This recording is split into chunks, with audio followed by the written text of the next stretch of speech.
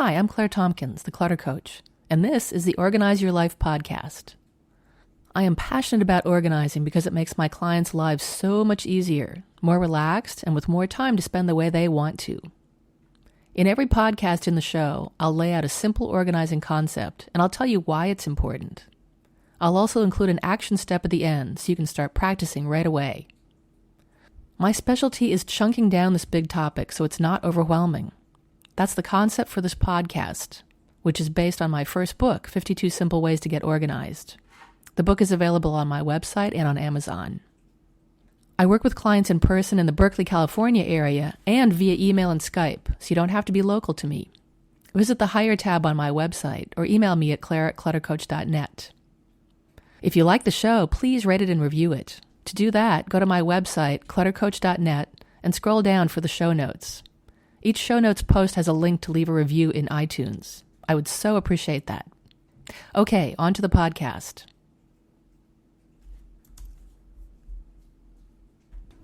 Before I get started today, I have two announcements. One is that the interview Mike Vardy did with me on his podcast, The Productivityist, is now up on his site. If you go to his site, productivityist.com, you can listen there. We talked about tons of our favorite productivity topics, and we had a great time. Inspired by Mike, I launched a Patreon page today. That's announcement number 2. He's got one for his podcast, and I think it's a great idea. Getting patrons for my podcast will help me make it better. The page just launched today, so if you go over there and join, you might well be my first patron. You can find it by going to the Patreon website and searching on Clutter Coach. I'll still post this podcast free of charge, but this will allow folks who want to help out and get rewards to do so. Okay, here we are at podcast number 44. It's based on simple way number 36, which is called What's the Worst Case Scenario? Do you remember that book, The Worst Case Scenario Survival Handbook?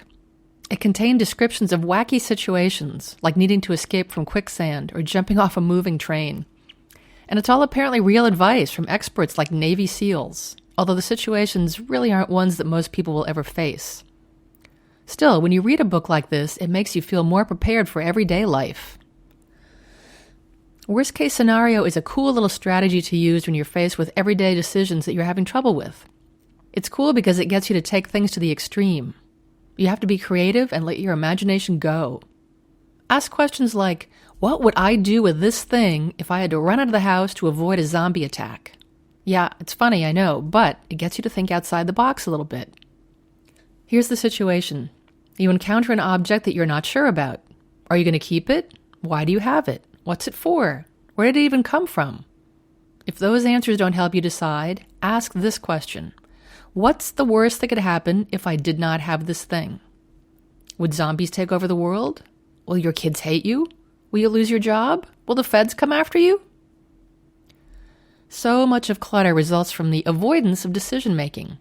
Going to an extreme like this can help you see that we keep so many things for no good reason, and then it becomes easy to decide. So, an item crosses your path, and you feel insecure about getting rid of it. You're not sure how important it is, or whether you might need it, and it seems time-consuming or even impossible to figure that out. So start from the other end of the equation. What if you didn't have it? Think about all those times you found something in a drawer that you've been looking for, maybe for years. What have you been doing all that time? Either you bought a new one, you borrowed one, you substituted something else, or you just made do without it. That reminds me of one of my favorite organizing principles. If you can't find something that you own, it's the same as not having it at all. Think about that. And think for a second about every single one of your possessions. How many of them could disappear, perhaps in a time travel accident, and you'd never be aware of it? Or once you finally noticed, how much would you care? So often in my work with clients, we unearth something that they haven't seen in years. Once they see it, it can be hard to let go of. One told me, if this box had fallen off the back of the moving truck, I never would have known, and I'd be happier. But now, we did find it again, and she felt burdened by having it come back into her life unbidden. Everyone has their own comfort level with how much they will part with based on this question. You want to weigh the cost of keeping track of the item against what hoops you'd have to jump through if you lost it. The idea is not to get rid of more. That is never my idea.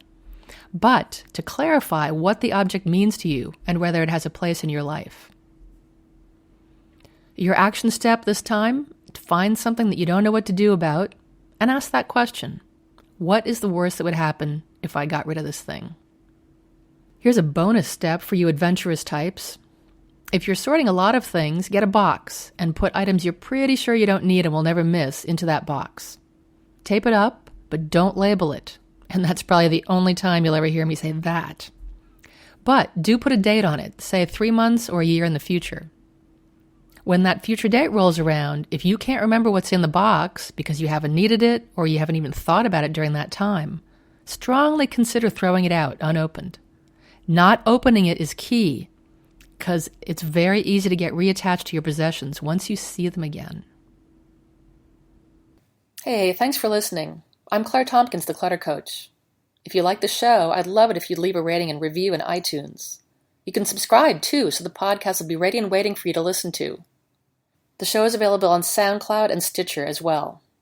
You'll find the show notes on my blog at www.cluttercoach.net, and you can check out my store to find books I've written and books and products I recommend, and some freebies, too. I work with folks in their homes and offices to bust clutter and get them organized so they can stay that way easily.